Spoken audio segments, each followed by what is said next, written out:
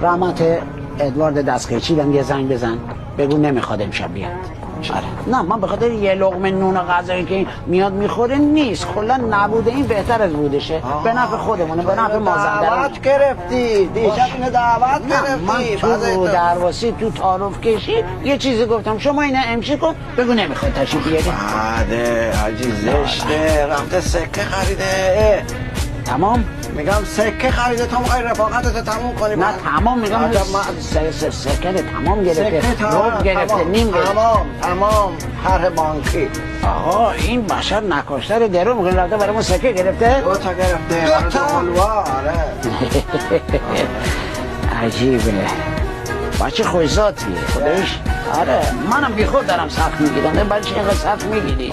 دنیا چی هست؟ مال دنیا از تبوسی مان کنادم سر وضع خودش میریزه، مور بلند میکنه، لباس درست میکنه، آتنش خوبه، همه چیش درسته پسر خاله.